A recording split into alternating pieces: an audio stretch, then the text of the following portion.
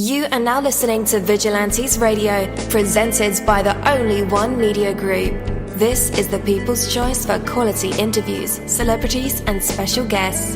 Hosted by Demetrius Dinny Reynolds. Call in to join the mix at 701-801-9813. For the complete archive of episodes, visit onlyonemediagroup.com and be sure to like us on Facebook at Vigilantes Radio. We welcome all. Enjoy the show.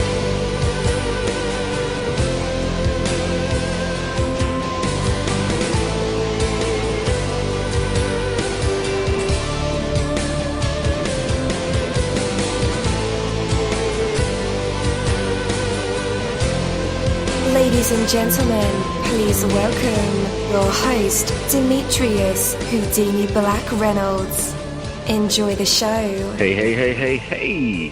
What is going on? I'm dini-mussolini, the host of Vigilantes Radio, and I just want to welcome you guys. Well, actually, this is a pre-recorded episode, and I can't wait to let you guys hear this one. Okay? We got a very, very special guest for tonight's episode. So yeah, very much looking forward to this. I've been super excited about it, like all day. Yeah, a lot of great things happened today. So, and this is one of the things that's going to happen. So, definitely excited about that. As I've said for like the sixth time, as you can tell, the excitement, of course. So, listen, to give joy and love and abundance to others, you must first have these yourself.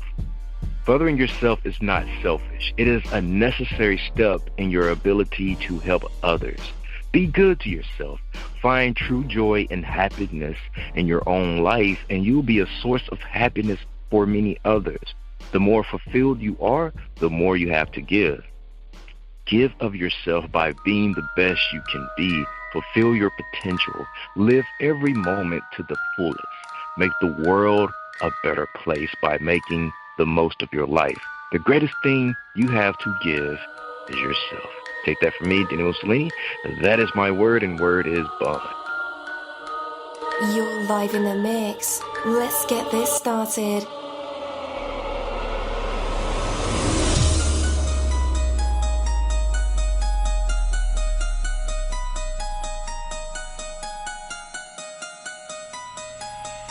Yo, hello, and welcome to another awesome episode of Inside the Music, or the book, or film, or even the business, where we dive into the minds of the people who create these marvelous things. It feels so good to be back with you guys once again.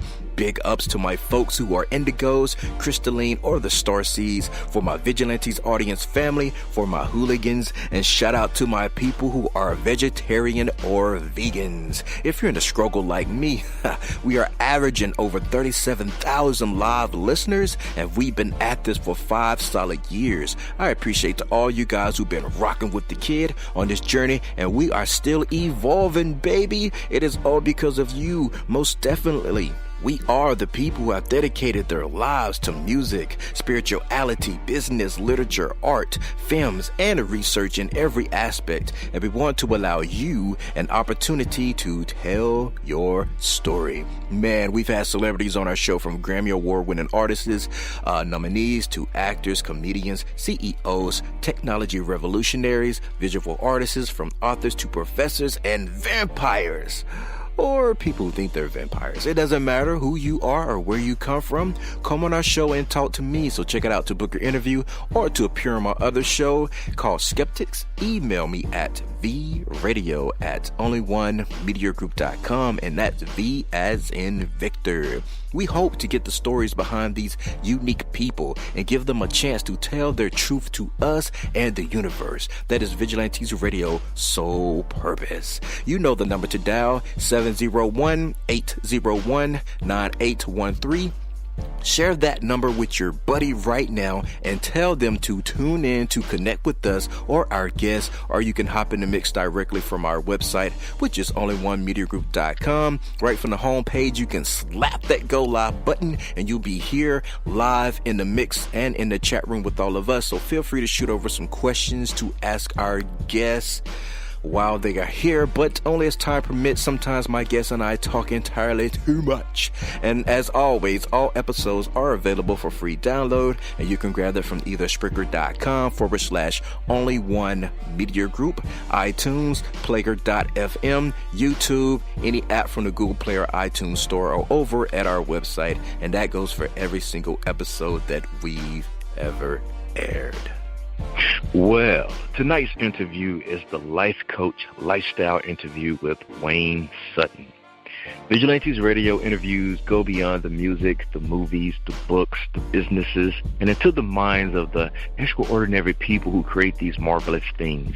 From researching our guests, mining for details, which entails watching, reading, and listening to everything we can. Our interviews are designed to bring out the best answers possible through provoking questions that have real substance and thought. And with that, let's welcome our guest, licensed clinical Christian counselor, certified life and business coach, ordained minister, temperament therapist, and probably a superhero on the side, Mr. Wayne Sutton. Welcome to our show. How's it going? Hey, good. What an introduction. Yeah, superhero on the side is one I'm really striving for. But I'm excited to be on the call with you. I really am. I love to share. And the word you gave, I was writing it down on my whiteboard fast. I missed some of it. Do I have to give it again? Because that was good. I love that when we give to others, you've got to take care of yourself first. And that's so true. Yes. I always tell people coaching begins with you. I tell all of my students coaching begins with you.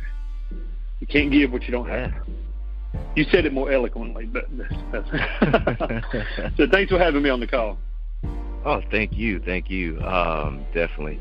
That's always been the thing, Wayne, is that you have to take your own medicine, or else, the message you put out there will come back as, you don't want them to say you're a fraud, or how, I guess, the way that society's set up, we have a lot of people out there that they're selling false hope, maybe, in a sense. Sure. And that don't take their own medicine. But the most important rule is you got to be something yourself first. Yeah. And with that, you give to others. Yeah. That journey is always an ongoing. And that journey, you're right, there's false hope, and then there's true hope when you bring transformation. But you've got to be transforming yourself. You got to be in that transformational process yourself to transform others. So definitely. Yeah. Yeah. So how is the weather? You're in North Carolina. I could imagine. I don't know, down here. Oh, go ahead. Where are you located? Right now I'm in the South of my hometown. It's been kind of bipolar weather. Like one day it's hot, the next day it's cold and raining, and you got to pack the entire wardrobe in your trunk of your car, or you'll be... Yeah, we were... Same here. 30 degrees yesterday, and I just run out while I go in my shorts and tank top and feel perfect. It's beautiful this evening. So tomorrow will probably be cold again. Yeah, I don't know what those scientists are up to, but... All right, so let's jump in at the very beginning, because I like stories, I like backstories, I like testimonies. I was raised in a church, and I still attend to this day. And so testimonies and life journeys and backstories have always fascinated me. So let's start there with yours. Where did it all begin? Wow. The backstory really is one that, and those that are listening, some of you will relate with this, and some of you will relate with it instantly, and some maybe not as much at once. But it's kind of that wanted to fit in but never did. I wanted to fit in with everybody, but I never quite did. Even I remember somebody wrote in my annual, I don't know if you did that, but in high school you would write in the annual the last day of school. And somebody I had a lot of respect for said, "Wayne, you're different, but in a good way. Keep it up." And I'm like, what does that mean? And so that is really my backstory is was raised by my aunt and uncle most of my life, which introduced me to the church after my mother passed away.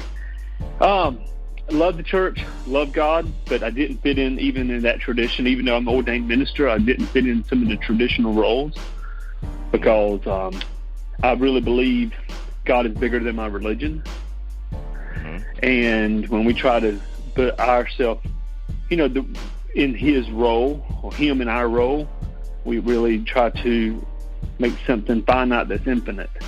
And so God is bigger than my religion. And that doesn't mean I'm anti-Christian. I'm absolute Christian. But I also know God is bigger than even my religion. So I'll leave it at that. What brought me into the role of a life coach was being that ordained minister. But speaking and preaching is fun, and it changes you, but it changes others. But really, when people would come to me after the sermon, when people would come to me that wouldn't come to the church, but like, I need help. And so I said, I'm going to do counseling. So I went and got, as you mentioned earlier, my temperament therapy degree, and I started doing more counseling. But then I realized some people are not in the ditch. Some people are okay. They don't need counseling, but they need coaching. They need a purpose, and they're stuck. Too many people are stuck.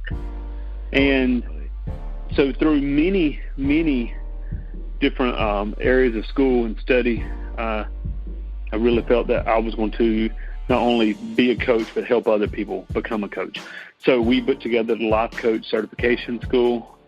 We put together the curriculum, and we started bringing on other coaches that can go and replicate what we're doing. Because we can only reach so many. Now, you're doing a great thing here with your show because you can reach so many people, and I love that. But we've got to reach people where they're at. Sometimes that's through broadcasting, sometimes it's one-on-one. So that was my desire, to help become unstuck myself and to make other people realize there's more in them than they're living. Most people go to the grave with unfinished work, unfinished potential. And I want to see them walk in that potential. That's where a short version of the backstory. Definitely. So when I was doing my research, Wayne, I saw, Christian this, Christian that. Does that label help the business, or does it kind of shy people away from it? Because, some people prefer not to deal with the preachy type. And like you said, the more coaching, they need more coaching than preaching. So how about that? That's a great question. Christian label. That's a great question. Yeah, is the Christian label helping or no? Yeah, well, that's a great question. And here's where I have thought about that and had coaches advise me, because a coach should always have a coach. And I've had coaches as well, and they've advised me, hey, you need to either really go strong in the Christian market only, or you need to shy away from the Christian terminology. But I realized there is no separation. There is no separation in my beliefs and theology and who I am. And so when we do coaching, it is mainly to the Christian market, but we also do small business coaching. We also help people set up their own coaching that, again, secular, if that's the word you want to use, that's not in the Christian realm. So I don't think the title has hurt me, and if it has, that's okay, because when you look at some of the people today that are great, that are looked at for leadership, if you looked at even from T.D. Jakes, Steve Harvey. Steve Harvey, is he a Christian? Yeah, he talks about Christ, but is he shy away from it? No. But is everything he does about Christianity? No. Family Feud isn't necessarily Christian, but it's just fun. It's fun when we separate Christian from secular, and we've done it especially here in the Western culture so much. Then we have to try to determine that. Has it possibly hurt me? Possibly. But that's okay, because I believe in my faith. Now, when we help our students, however, we do have the curriculum that is purely based on temperament therapy, criteria, and values-based coaching. And then I let them know the following section is additional, and it's Christian-based. And we go into some really deep theological issues. But we separate it for those who want to come on and maybe are not in the Christian faith. Right. So you kind of transcend labels. I mean, yeah, absolutely. Yeah, God's bigger. Yeah. You got. That's a great thing. So how did the birth of Life Coach Lifestyle grow from being like just an idea concept to a full-blown company? Oh, wow. Day by day, it really is. Some people have these epiphanies where they wake up and everything is just a writing on the wall, or they meet this mysterious person and they give them these, you always hear these stories. They met this one person and, for me, it was actually a journey of realizing that we could help. It was actually, I was helping another gentleman. I had a podcast at the time. And so I was interviewing a gentleman that had, was doing counseling, Christian counseling. And he came to me and he said, Wayne, I'm going through my own struggles and I really can't help these people now. I only have 2 clients, but can you take them on? Can you just help them? And so that realized when I both came to me and said, Wayne, thank you, you're helping me, changing. I realized it's time to help more people. So we went more into the counseling side. But what I realized is a lot of people, if you get somebody out of the ditch, since you grew up in church, you'll understand the story of the Good Samaritan. We see this man's beat up, he's in the ditch. The Good Samaritan takes him and says, hey, man, listen, let's get you cleaned up. I'm going to put you over here in the Holiday Inn. And, let's make sure you're good. But that's the end of the story, and that's counseling. Take somebody out of the ditch to care for them where they're at. But coaching, even though we don't see it in the word per se, coaching would be, I like to think if the Good Samaritan came back and said, okay, you're good, all right, great. Let me ask you, though, why were you heading down the road? What's your purpose, your destiny? What keeps you awake at night? What makes you, when you wake up in the morning and there's something on your mind, what is it? That is your destiny calling out, let me out, and I want to help you achieve it. That's coaching. And I knew I have to see people succeed. I have to. And whether I'm getting paid for it or not, if I see somebody, I'm like, oh, they could do it better. I could see this. I have to let them know how to do it. So I think coaching is a calling from within. Yes. And I don't think many people know how to label it because it's something that's relatively new in the last 20, 30 years. So they don't have to label it. Are you Tony Robbins, or, are you a spiritual guru? Are you a preacher? What are you? And they try to label Wayne. I try to label Wayne sometimes. But really, if we just be who we are and serve people where we're at, and it can be from doing a show like you're doing, the word that you gave a while ago. It can be interviewing people like me. It can be doing so many different things. If we're taking people from where they're at to where their destiny is, that's how it came into a company, I guess, in a roundabout way. Is I realized there was more and more people needed help. Also, a way it came into a company is I found a lot of new age, what you said earlier, selling the false hope, and a lot of feel good life coaching, but had no substance. Deep breathing, I'm off of meditation, deep breathing, all of that's great, but I need substance. I need a blueprint. If somebody comes to me with a problem, I need to have a blueprint of certainty to take them from where they're at to where they want to be. And so I wanted a curriculum around certainty that anybody could take and replicate, and then bring their own personality and their own DNA, let it flow out of it. So that's how it came together. I was really disgusted with what I saw out there in the marketplace. And I thought, I'm going to bring something that has some substance and quality. Yeah. All right. And how long have you been at it? Wow, I've been doing coaching. Going on ministry longer, but real coaching about 8 years. We started the Life Coach School about 2 years ago. And we started it with one of the our first student was a lady out of California that I was coaching, and she said, I kind of want to do what you're doing. I want to help people. So we put together the curriculum, very, very, very kind of basic in the beginning, and then we began to just improvise. And it's a work in progress, as we all are. So we're always adding content. We're always studying how can we help somebody transforming quicker and make it more permanent. So we're always evolving into that. So that's the last few years have been really fun, the last few years, we're learning a lot. And we learn from our students as well as we can all learn from someone. And so I want to learn from my students as well as teach my students. Definitely. And I truly admire that. It's like he just jumped in there, not even having the curriculum to be like set in stone. Like you're building as you go along. You're learning new things, incorporating new things into the curriculum. And sure. Yeah, I'm just super impressed with that. Instead of just waiting till like all the T's and crossing all the I's are dotted. Yeah. That's why most people never succeed. Yeah, that profession, it holds people back. I don't. If you look at even things that we're called to do, the person says, "I'm going to write a book one day." I've heard that from so many people. Well, begin with an article. Begin with a blog. I'm going to be on the radio I'm going to be on TV one day. Well, have you reached out to somebody doing the podcast? Have you reached out to your local TV station?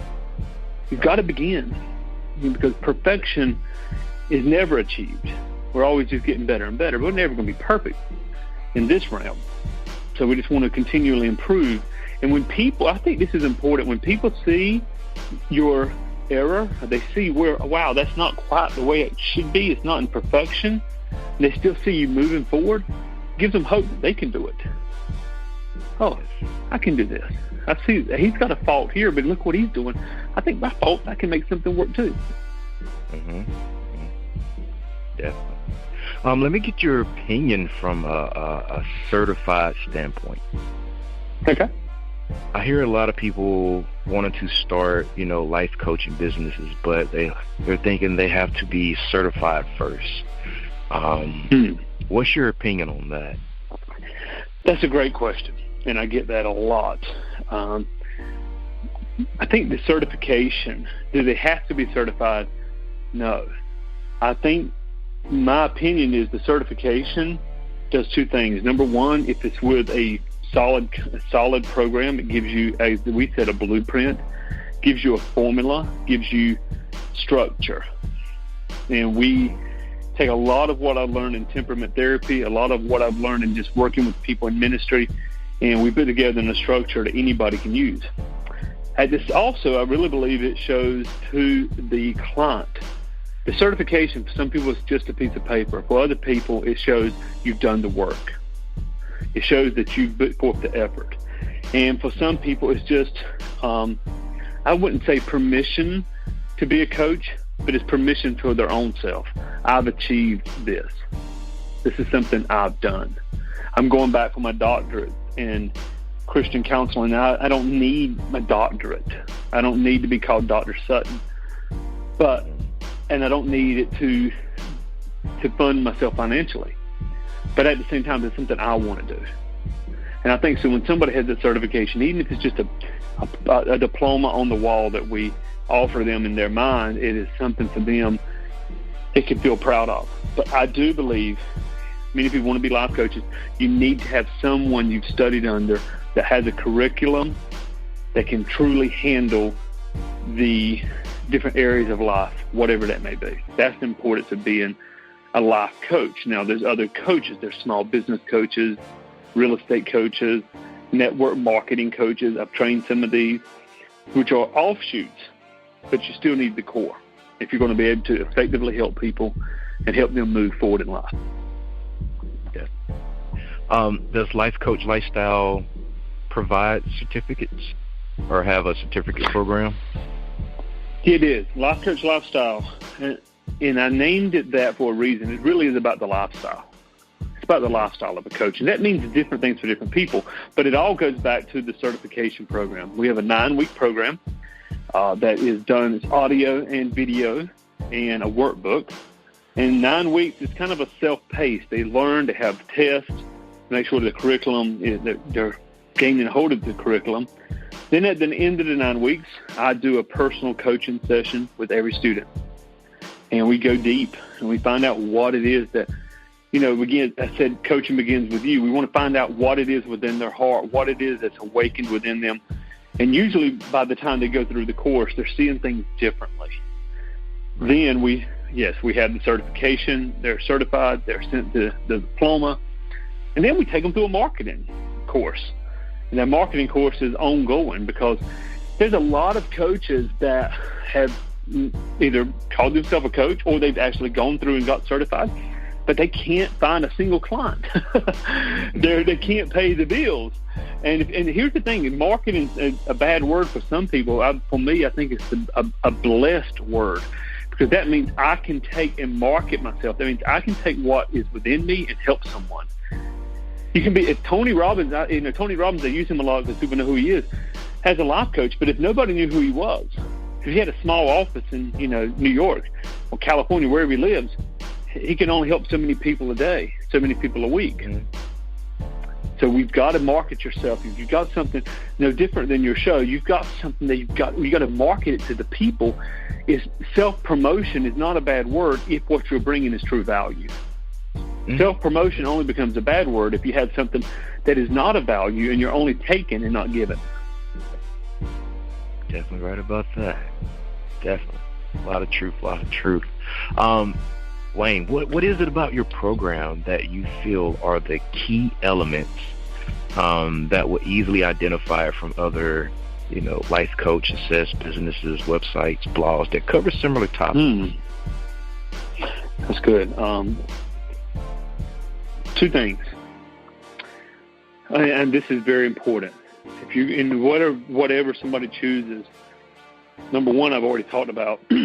Having a blueprint, having a system of certainty. Number two is access to the instructor, access to the teacher. There's a lot of programs that have been developed. They're stale, which means they're out of date. Things do not change. And to get in touch with the instructor on a personal level is almost impossible. Every one of my students, we give them an app on their phone. They can literally hit the button and they can reach me instantly. Nobody abuses it yet, but it's available. And so I want to be accessible to them. That's what separates us. We're not looking to bring on 100,000 life coaches. I want to work with coaches that I can work with personally to help them achieve their goals, their dreams, and I want to be there for them. And so, that's one of the biggest differentiators, and that and the blueprint of certainty. If somebody comes to me and says, hey, I'm thinking about starting a business and I need a coach, thinking about getting married and I need to talk to someone, or I'm thinking about suicide, thinking about ending my own life, whatever they come, I know that I've got the questions to break that pattern if it's negative, to amplify that pattern if it's something positive they want to do. I've got the questions, the words, and the state of mind to be able to help that person come out of negativity and go towards positivity, or make that goal a reality instead of being a procrastinator. So that goes back to having a true blueprint, a true curriculum that people need. And that's why I want to do this. So people can say, oh, I have a life coach. They really have a life coach that can change their life. Yeah. Okay. So the whole thing about life is sometimes crazy and amazing at the same time. We can end up in different places. Destiny and fate are all peculiar subjects, but I imagine at the spot of life that you're in, and this happens to me and a lot of other business venturers out there when it comes to change, that struggle to know which path to truly follow in life. And you kind of mentioned it a while ago about people taking on, life coaching business, and they don't have any clients because of the marketing aspect or, the getting out there aspect. But, and they're diving off the board, leaving their jobs for this type of business. And, it works sometimes and it doesn't work. And it all depends on the execution of it, I believe. Timing is also, of course, the important part as well. But still, it seems like there's, full of endless possibilities, the way that life can take you. Some people choose to experience as much as they can, and others choose to focus hard on just one thing and learn everything they can. But even knowing which of the two options will work for you personally later in life is tough. So as the attention to your business and clients grow, as your passion and love and dedication to your work continues, those life decisions all become more difficult in the background. What have you noticed, though, has changed in your life since you made this decision to form a company, and how have you dealt with those changes? That's a great question. One of the things I teach in the certification program is a definite outcome. These are the non-negotiables. And sometimes it's non-negotiable in your life. Sometimes it's a definite outcome of a goal, something you want. People, companies, missions, they have vision drift way too often. So they have a vision, they have a plan, but as you said, things grow, things change, people come on board, life happens. And next thing they know, they're still moving, but they've moved far away from their goal. So I believe in having a definite outcome, being flexible. You have to be flexible in how you get there. People will come in and out of your life, opportunities come up. You have to be flexible in your movement. But if you wake up saying, this is who I'm to serve, this is what I'm to do, this is my definite outcome, it makes it real easy to ask yourself when opportunities come up, is this going to get me to my definite outcome? And if so, yes. And if not, then it's not for me. And that doesn't mean we walk away from everything. It also doesn't mean we take on everything. We have to really remind ourselves, what is my goal at the end of the day? What have I been called to do? Also, there's times when you realize maybe I've jumped in the wrong venture. Too many people have spent 15, 20 years trying to build up something that wasn't them anyway because they got caught up in an emotional high. And there's times to say, okay, this isn't helping me, this isn't good for me, and we need to cut this part out and move forward. We need to sever that. How that comes along is back to, I believe, that true connection, man with God, man with his purpose. What am I being, woman, man? What have I been called to do? What is my purpose, and how do I move into it? And so as the company grows, as we bring on new coaches, I've learned so much from coaches. I've learned so much, and there's many times I'll go back and say, now, guys, I told you this, and it still holds validity. But I want to give you a new perspective. I want to give you something I've seen, somebody I've been working with, something I've learned. So transformation doesn't mean we morph into something that we don't recognize. Transformation means we morph into who we are to be in the beginning. And it's no different than a child that's born, and you can look at a child and say, oh, they favor this person. They kind of look like that person. Until that child is an adult, we don't know what they're going to look like. So we have to just trust the process. So when life hits people, and for the listeners, if life hits you hard and you don't know where you're going, let's go back to what is my original intent? What's my original purpose? I believe everybody was born with a divine purpose. I just don't think we don't even know that sometimes. We just let life run us down the river instead of grabbing the oar and saying, no, I'm going to go this way. So it was a great question, and really one that I think the listeners need to even say, even ask themselves, where am I heading? What is my destiny? And I think that's where coaching really helps them. I could imagine you get that question a lot. Variations of it, yes. I do. Like, okay, what do I do, coach? It's point A to point B, point C to point D. Do you get it like that sometimes? I think the biggest I get is, do I do A or B? And if there's a great book, and the name of it's escaping me now, but when I read the book, it really hit me that that's how we as a culture make. Should I marry her or not? Should I go out to eat, stay home? Should I sell the property or should I keep the property? Should I quit my job or keep my job? A, B. It's just what we know. And I think we've ingrained that in us, and it really holds us back because sometimes there's a C, D, E, and F. Right. And we've never even considered the possibilities. So usually what I do when I'm coaching someone, they give me an A or B. Hey, coach, what do I do, A or B? I immediately stop, and I make them come up with a C or D. And they're like, there is no C or D. It's just A or B. It's this way or that way. But if there were a C and a D, what would it be? And it just gets that's the point of coach. A coach doesn't have all the answers. A coach gets the person to start thinking for themselves and start to open up the possibilities. When you make somebody come up with the C or D, then all of a sudden they start seeing other opportunities. It's almost like the A-B is a prison. If you can break it off their mind, then they can see, wow, there's so much more here. There's so much more possible. Definitely. That's what I always say. The opportunities become endless when you open your mind to them. Absolutely. Absolutely. Yes, sir. So what is the bigger picture for Life Coach Lifestyle? What are you taking next? Bigger picture is to form a stronger community in the area of personal development. And the bigger picture is to truly develop coaches and leaders and influencers that go well beyond where I'm at.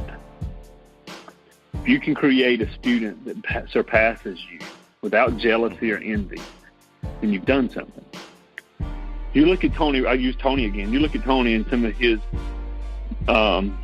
mentors, Jim Rohn and other ones, that Tony really took off beyond them. So where do we go with Life Coach Lifestyle? We help people. Our next place is helping more people realize they can have a lifestyle that fits them. That may mean walking away from a job.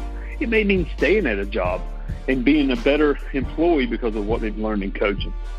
It could be the entrepreneur that never had the nerve. The procrastination's always there, helping them break through and find their journey.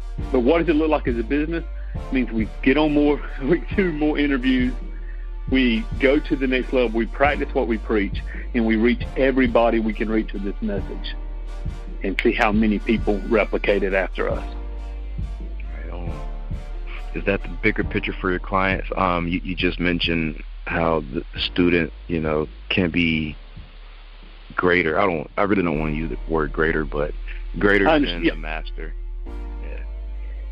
Yeah, well, and you're right. The word greater is a hard word to use when talking with people, but maybe go further with it, have more success. Yeah. And their terminologies of success. And that's a beautiful question for the student. It really is about lifestyle. When we first created the course, we called it How to Make Six Figures a Year as a Life Coach. And we've got the blueprint for somebody to make well beyond six figures. But the key is, I realized I had a very good, one of my coaches, one of my mentors, said, Wayne, everybody doesn't believe that and everybody doesn't want that. Some people just want the lifestyle. And really, if they make that kind of money, it's just the lifestyle they want anyway. And he's absolutely true. When I was in my 20s, 30s, my late 20s, if I made the money I made now, I would live a lot different life than I do now. I was single. I was, it would have been cars and it would have been trouble.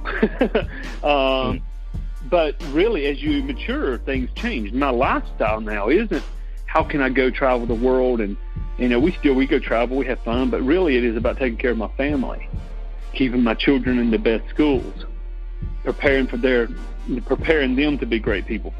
So for somebody listening, though, it may be, hey, my lifestyle is going to be to travel the world.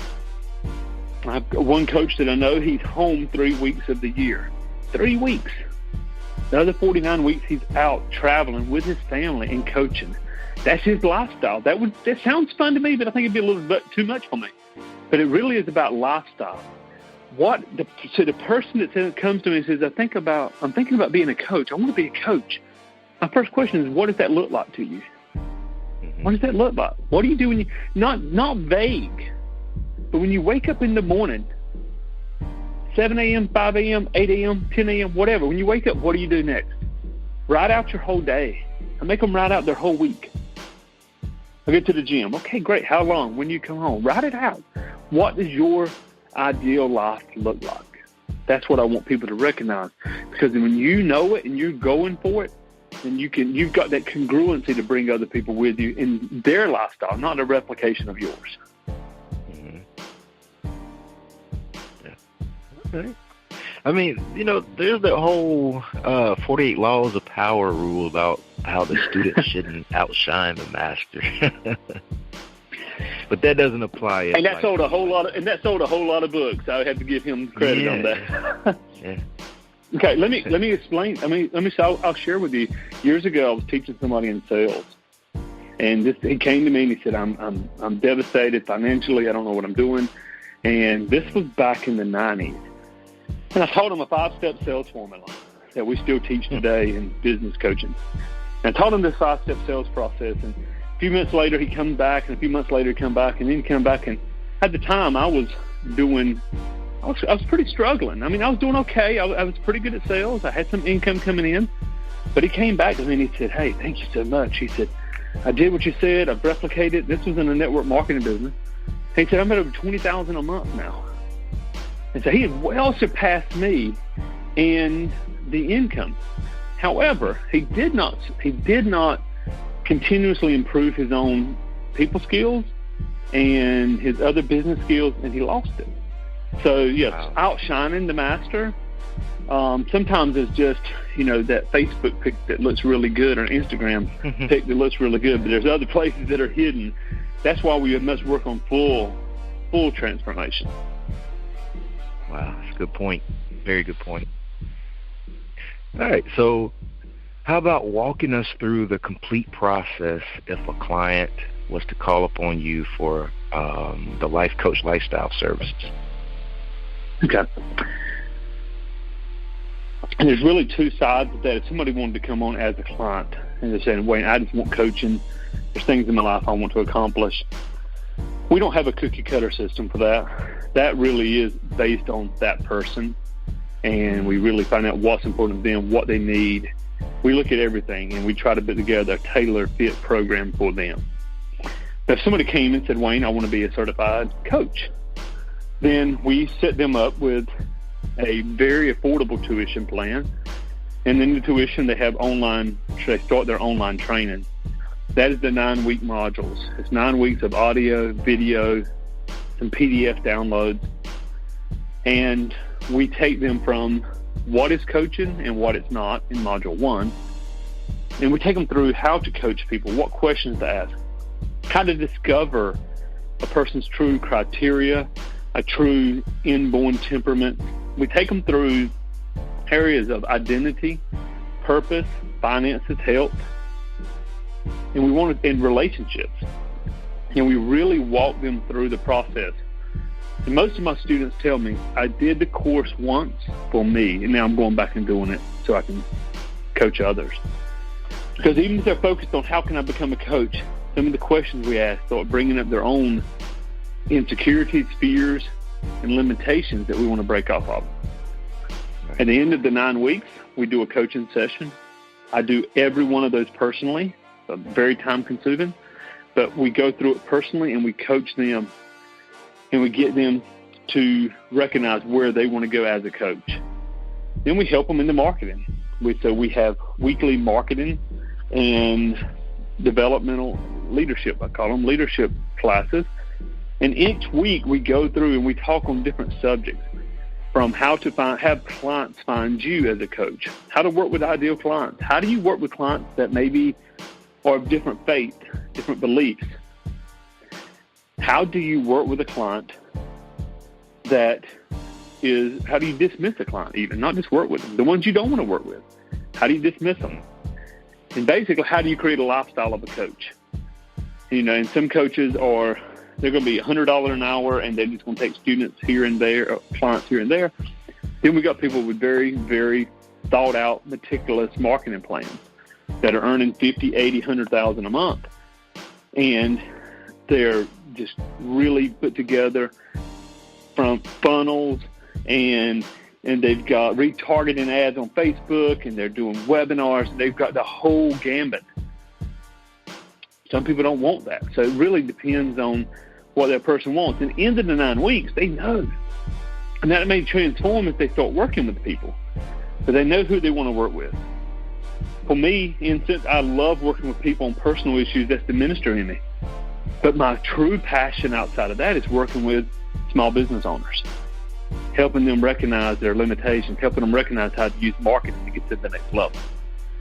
And so that, to me, is my area. A couple things there. Number one, for those who come on as a small business coach, there's a lot more revenue for the life coach. So we really take people from becoming a coach to going through. If somebody says, Wayne, I need to make $5,000 a month or $10,000 a month, or Wayne, I need to serve these people, then we're going to strategize. We're going to put together a plan to make that a reality. And it's a step-by-step plan.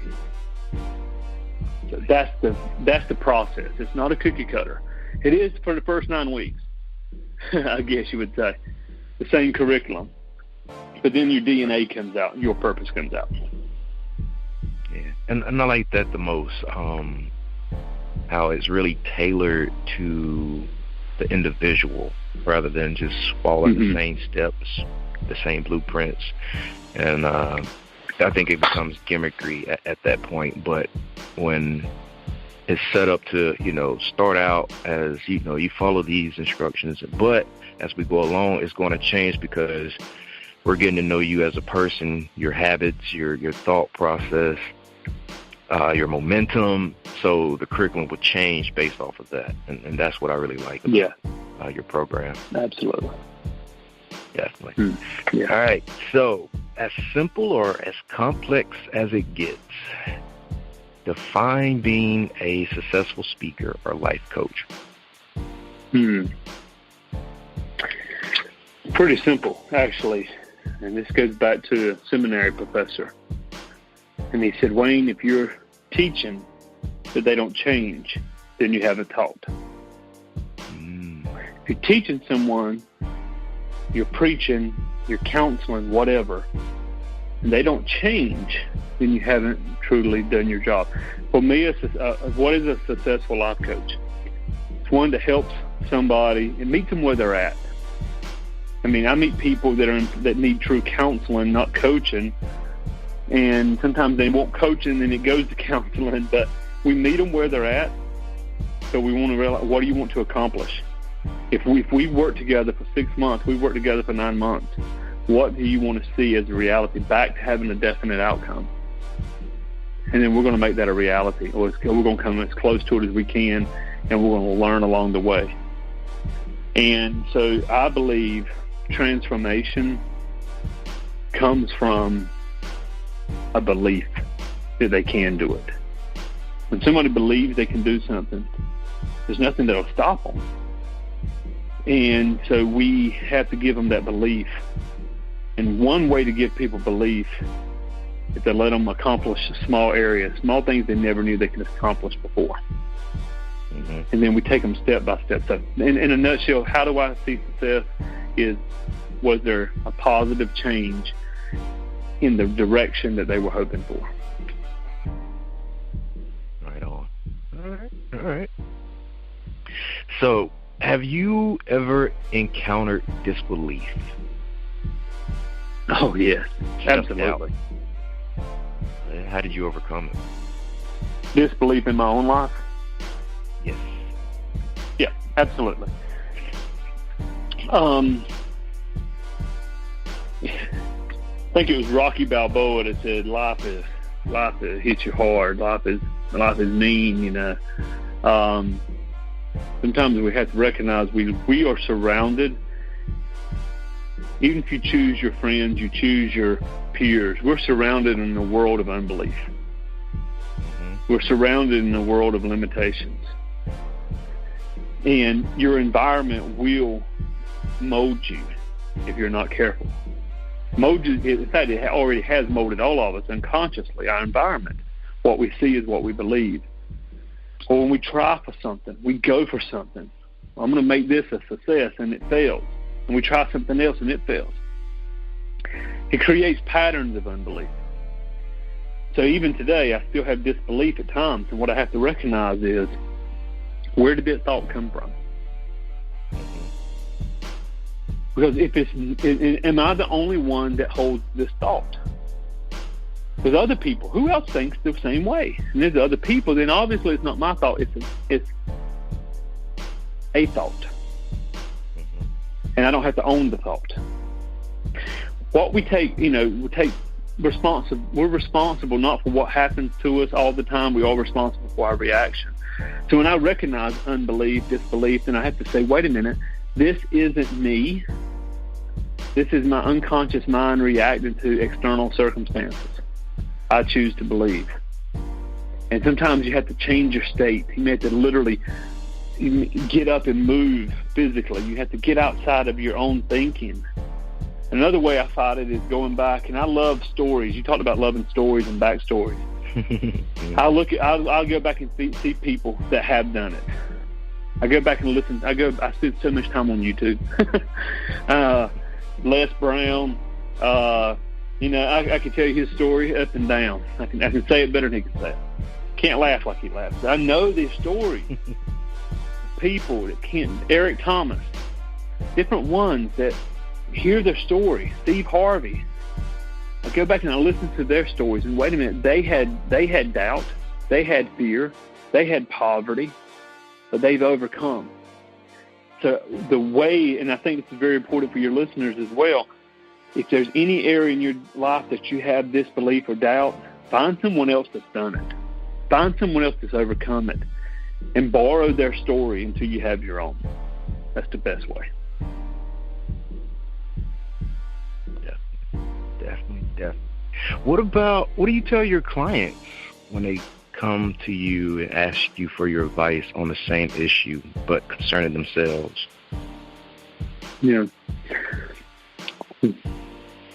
Very similar to what I just said. I'll ask them about, do they know anybody else that's had that belief?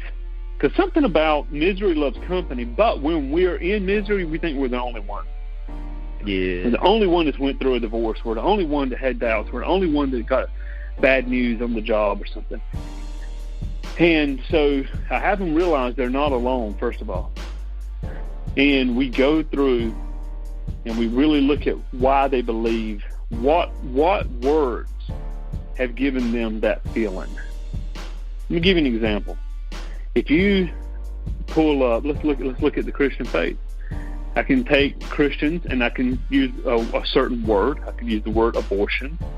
And some are going to get righteous indignation and anger. And some are going to have absolute pity and cry. I can use different, I can take that same, not just the Christian faith, almost any faith. And you can mention different things that they hold as tenets of their faith. We can talk about eternal security, or we can talk about heaven, hell. We can talk about homosexuality. We can talk about just any topic. And you're going to have people in the same faith that are going to be outraged, and you're going to have people that are a place of pity, and you're going to have people that are neutral and have no care at all. So it's the words that evoke these emotions. We allow these words to evoke the emotions. But to recognize we can control own the emotion. You have to own the emotion. Even if it's not the right emotion, you have to own it. Because when you possess it, you can change it. I can't go to my neighbor and tell to my neighbor's home and tell his children what to do. But I can tell I have authority in my own home. And so I have to own those emotions. And that's what I'm going to tell my clients. Own that emotion. Own it. You don't have to even agree with it, but own it for a moment. Take responsibility that you're having it. And then let's look at people that have overcome. And I give a lot of my clients homework of pull up 5 YouTube videos of people that have overcome this. Watch it, write down their stories, do some homework on them. I believe coaching is homework also. Coaching is not preaching. Coaching is not teaching. Coaching is having somebody do homework so they discover the truth for themselves. Definitely. I love that. So, Wayne, how do you keep it interesting for yourself? This whole big world of being a voice that is meant to inspire people. How do I keep it interesting? I'm always learning, always seeing failure. I'm always seeing failure even in my own walk. And I like to say there's no failure, there's only feedback. That makes me feel better. But sometimes we just feel like we failed. And I like to say, how can I have done that better? And it's really that self-analysis. Also, another way of keeping it interesting is having this mind of curiosity. Being curious. I always like to take that and imagine. This is just something fun I do. I don't know if anybody else would ever do this. But But okay, it was 2018, almost 2019. But what if I was born in 1564? What if I was born in 783? What if I was born, before Christ? What if I was born then? How would I think? How would I react? No iPads, no computers, no cell phones. What if I was born in a different country? And I really try to place myself, how would I react to this if I were not in this time? It's just a little mind game to get me thinking outside of A, B. This is right, this is wrong, or this is what I have to walk in. But why do we believe, and why do we believe what we believe? So I keep it interesting by, number one, playing a lot of mind games, having great imagination. The other thing I do to keep it interesting is I love to tell stories. I have 4 daughters, 2 of them that I tell stories to most evenings, and I love telling them stories. But I don't open up a book and read somebody else's story. Anybody can do that. I make up stories. And in those stories, I embed different levels of fantasy and magic and dragons and baby dolls with their girls. Not too many dragons that get scared and can't sleep. But in that, I also make sure I weave in stories of hope and encouragement and inspiration and purpose and value and honor. And that's what a lot of people miss. You're living somebody else's story when you can live your own. How do I keep it interesting? Always be learning. And here's something real important. Learn outside of what you're interested in.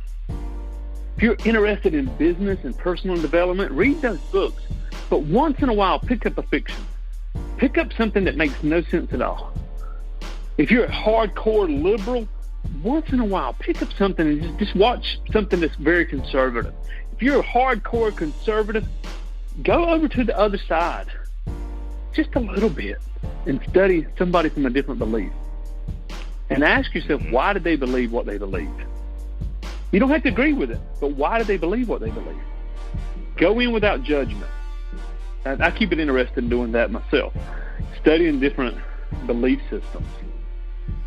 Doesn't mean I don't keep my core truth, but it does mean I want to know why they believe. And I have found that a lot of times people have taken a little bit of truth that somebody else has neglected, and they've built falsehood around it, but there's still a morsel of truth if you look deep enough. Learn to excavate that truth. All right. You got some good questions. You do. You have great questions. Thought-provoking questions. You're a great host. Great interviewer. Oh, man. Thanks. Thank you very much. Well, Wayne, this next part of our show is definitely optional to you, because this is a pre-recorded episode. So if you don't want to do it, that is fine, but we have a long-standing tradition of asking our guests to maybe exhibit some type of talent, whether it's, whether you consider yourself talented or not. It could be anything from singing to sharing a poem, freestyle rap, maybe a joke, a story, live instrument. You never know. It's even an inspirational speech. We'll take those as well. Well, I'm going to tell you this. Participate? I'll participate with this. I can't play the radio good. Definitely not a musical instrument. Freestyle rap, you would laugh at me big time. I wish I could. I really do. So my talent, I believe, is it's going to be hard to convey over the phone, over this interview. But my talent really is just getting people to slow down, getting people just to stop for a moment and just look. In fact, so let me just say that to the listeners: you have to stop for a moment and allow yourself to truly recognize you were created with a destiny. I believe there's a book written in the heavens about each and every person. We see that in the book of Psalms. And in that book, it talks about your life. That book is called a biography. It means your divine creator has already planned out a life for you. That's a biography. What we do from the time of birth and time our parents start to form us and then beliefs and mold us with their beliefs is we begin to create our own autobiography. Our autobiography is really important if you see someone that's written in this world. We want to see the autobiography of different leaders, and as they pass on, their autobiography means something. We can see their view and why they did what they did. But when we write an autobiography of our own, which I think we can, but we must let the autobiography mimic. It must be a replication of the biography by your divine creator. And when you don't, you try things and you go into parts of life where you feel stress and you feel pain and you feel discomfort and you don't know why. It's those who can't put the finger on, but something doesn't quite feel right. That is when you have to go back and say, wait a minute, and there's something in my autobiography. I'm writing out the script of my life. I'm writing out the story of my life, but it doesn't feel right. That means it must be out of alignment with the true biography written by my divine creator. No different than a movie maybe is so much different than the book. Somebody reads the book and they go watch the movie and they say, oh, it's so different. Because it was different directors, different writers. So for my talent to tell somebody they're loved, no matter where they're at, no matter where they're at in life, they're loved. Mm-hmm. They were created by love. Many people like to say, well, God is love. That's the word. He also created us. If he is the creator and he is love and he created you and you're in his image, then you are loved. You're not only loved, you are loved. We need to display that. We display that through business. We display that through life. We display that through play. Some display it through freestyle rap and playing musical instruments that I cannot. But what I can do is say, you are loved. You're not only loved, you are loved. And if you'll slow down and just look at a stranger the next time you meet somebody, just look in their eyes just a second longer than you normally would, where it's almost uncomfortable. And you'll start to see, you'll start to feel, you'll start to recognize their love too. Coaching, counseling, ministering, it all comes from love. If we're going to help others and help ourselves, it all comes from love. And the word says you will be known for your love one for another. So that is my purpose, my goal, my talent, my only talent, is to let somebody know they are loved and they are loved. And if they'll walk in that and say, I want to live out my biography written by my divine Father, not my autobiography that I've tried to write out myself, then there's an alignment that comes to take place. And that alignment is called transformation. That's 2 Corinthians 3:18. It's a process, not a crisis. So that was definitely not freestyle rap, but there's my superpower. Definitely, and what a power that is. Man, those were powerful words. The world needs to hear love messages and just absolutely, people just sharing the love that is within them. And I don't know if that advice works for me. I'm a little weird, so I may stare a little longer than needed.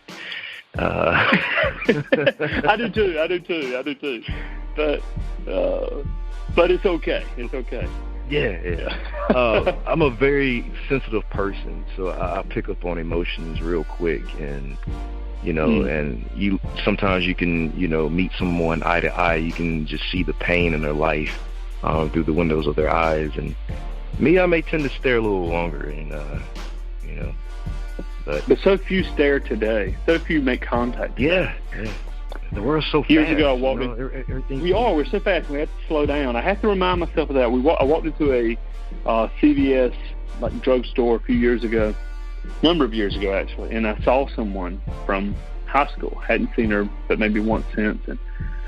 And I'm an affectionate kind of person. I just gave her a hug, but when I hugged her, she held on. You have to be sensitive to people, like you just said. It was a quick hug, like, hey, good to see you. But she held on just a second too long. Mm. And I knew this wasn't attractiveness, sexuality. I knew it wasn't that. It was like she needed that hug. So I held on another moment too.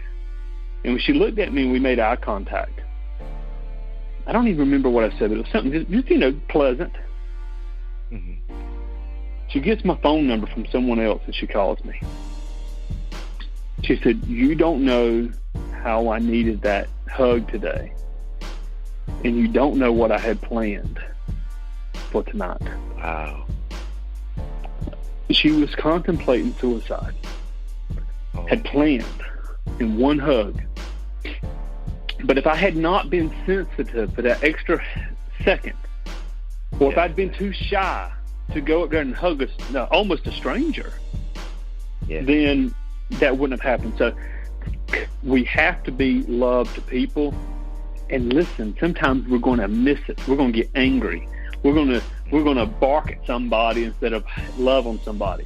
And what you do is you forgive yourself and you move forward. Yes. Very powerful, man. Very powerful. Wow.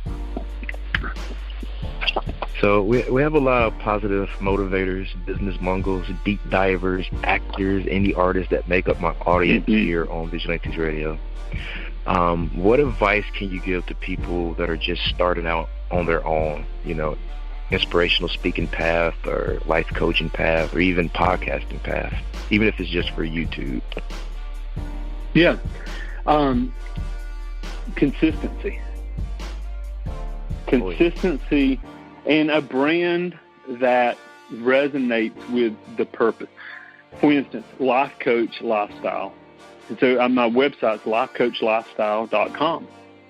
When they get a book, it's Life Coach You, and it talks about the Life Coach lifestyle. So I want people, your brand needs to really resonate with who you are.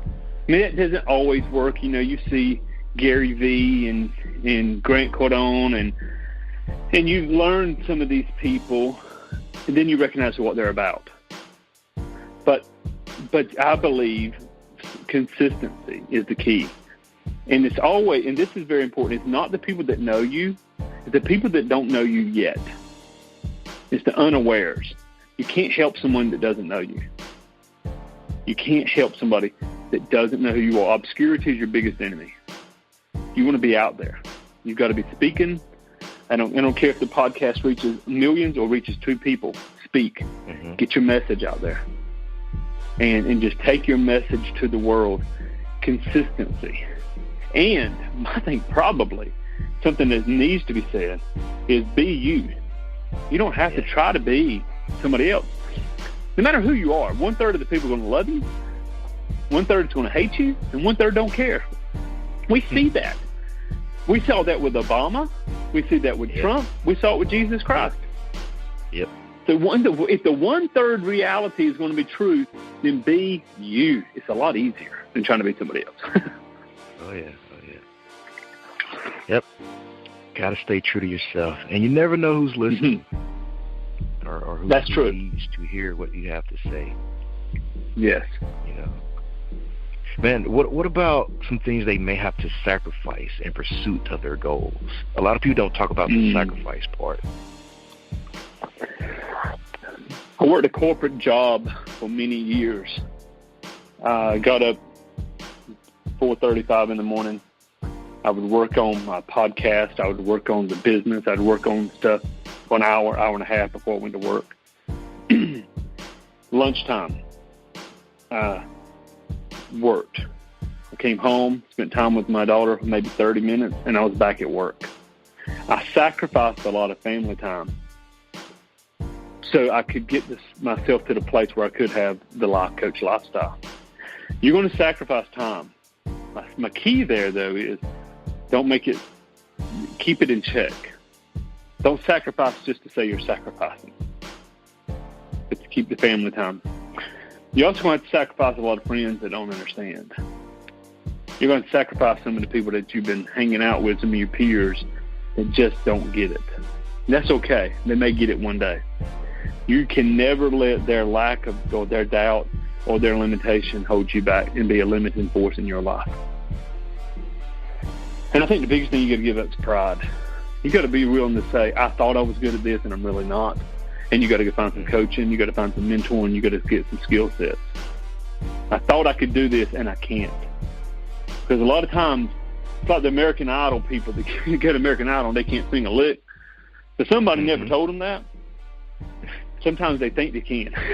Well, sometimes that's also what happens when you go and you go into the world and nobody's told you, or everybody's told you you're great. Everybody told you can do it. And you go out and realize you can't. And people get depressed. No. It's just a check. It's just a reality check. I need to you've got to have the heart set and the mindset, but you've got to have the skill set in life too. To find the skill set. That's what I think people want to sacrifice. They're going to sacrifice their own pride. And they're going to have to humble themselves to make a goal a reality. Definitely. True, more truth, man. When are you coming out with a book? We have one in the Christian realm. It's called Hell Change. How in Hell Can I Change? Hellchange.com. Take you to the Amazon. And in the personal development, there's a couple things in the works, but nothing out yet. See, I gotta add that author to the intro there. And we'll make sure we have all your titles. Yeah, man, well, that's another thing too. Yeah. Well, thank you, man. I appreciate it. But that's another thing for your guests. Don't put too many titles on yourself, because what I realize is you try to live up to all of those titles. Yeah. You try to live up to all of those titles, and instead of just letting truth come out, write the book, do the shows, speak, but bring it just from a place of reality. Because when you start saying, I'm an author, too many people say, oh, I'm an author.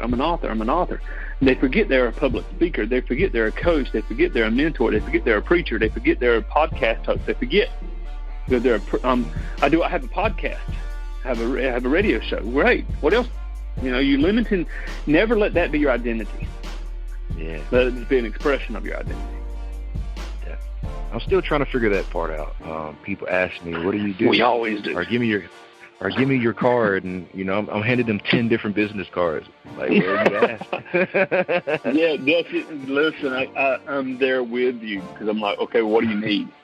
Do you need a coach? Right. Do you need a pastor? Do you need somebody to pray with you? What do you need? And really, it is funny. It is the curse of an entrepreneur, and I think we're all going to fall prey to it. Right on. Man, let everyone know where they can contact you online, or where to send them on social media or websites. Give us all the good stuff. Yeah. Thank you, man. Well, first of all, everybody would go to Life Coach Lifestyle. Life Coach Lifestyle is real simple. Put in an email address. There's no big sales copy, just put in your email address.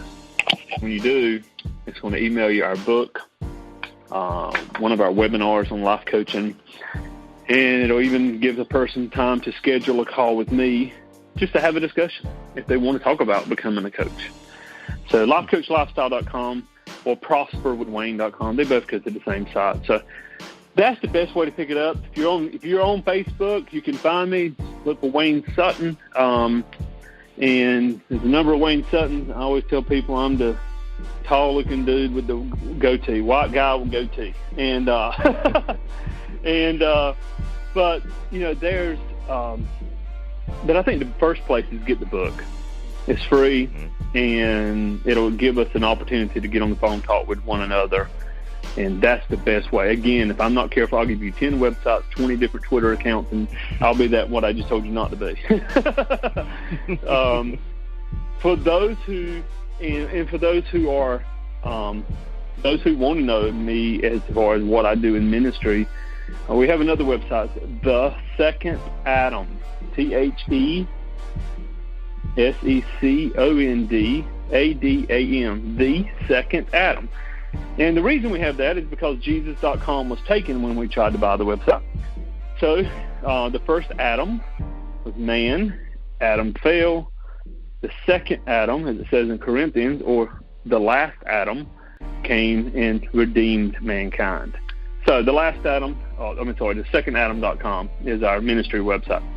And you can go there and learn about counseling with me, and we do a daily video show there that you can also see on Facebook. But yeah, lifecoachlifestyle.com, new career, new destiny, just a new way of looking at things. The book's worth reading. And if people are not going to become a coach, I think it's neat to grab a hold of the book and just look at it from the inside view. I talk about the business side, the financial side, and all of it. So. Mm-hmm. Nice. Yeah, I think I've seen the Second Adam website when I was doing the research on you. Yeah. Yeah, that's my heart. We've been doing it. We've been doing the Second Adam now about 10 years. The last few years we started doing daily video blogs, and really have we don't have the largest audience, but we have a decent-sized audience that are very loyal. And, again, I like to know my people. I like to work with people. And a lot of our coaches have come from that website. And so, yeah, we want again, who can I serve? In fact, if you ask that as your own question, who can I serve today? You'll have people take care of enough people, they'll take care of you. It's that simple. Yeah, right about that. Well, Mr. Wayne Sutton, it has definitely been a pleasure having you as my guest today. Thank you. Yeah. Thank you. I've enjoyed it very, very much. You ask. I've had a number of interviews, but you ask some of the best questions. It really, really. I'm glad to be on the show, and hopefully can come back and share some more different topics, maybe some other time. So. Oh yeah.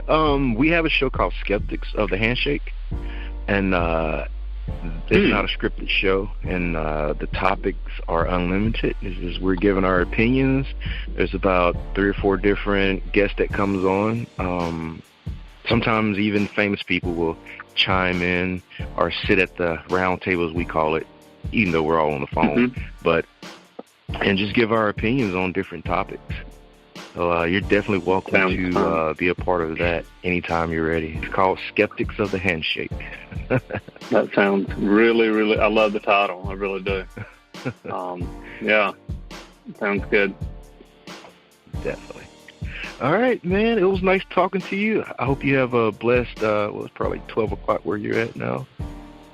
Yeah, time for a midnight snack. And yeah, but thank you again. I've really enjoyed this call. All listeners, thanks for hearing our story. Thank you, my Vigilantes family, as always, for checking out my podcast over here at Vigilantes Radio. All episodes are available for free download, and you can grab that from either Spreaker.com/only1mediagroup, iTunes, YouTube, any app that's on a Google Play or iTunes store, or our website. And that goes from every single episode that we've ever aired. If you'd like to request music or a particular guest or send something for me to play, email it to theradio@only1mediagroup.com. If it's music, please label it by artist and title. Here's my disclaimer. We are genre free, we do not judge, and we absolutely do not base our opinions on hearsay but facts alone. And actually, you can scratch all of that because all of my opinions are always right. That's the bottom line. This is my show, so deal with it. Nah, just kidding. On behalf of myself, Dini-Mussolini, I appreciate all you guys for tuning in, either afterwards or live with us. Spread the word because sharing is caring. We stepped up our game just for you guys and our guests to make sure that you have the best experience here on our show. Be sure to connect with us on Facebook, Twitter, Instagram, Tumblr, as well as Spreaker. We always follow back. That is the #1 rule. Okay, well, just remember to be yourself and be absolutely great at just doing that. Avoid being too comfortable because you're messing with your potential when you do that. Peace and have a good night.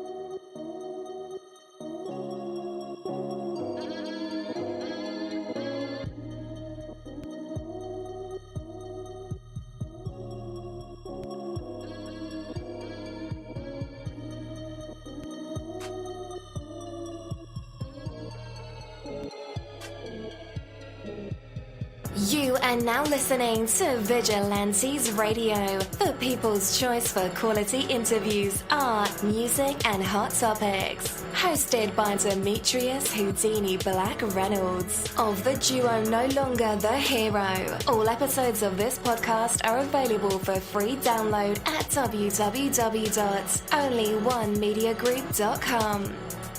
This is a Seventh Sign Regime Rebirth Worldwide Syndicate exclusive.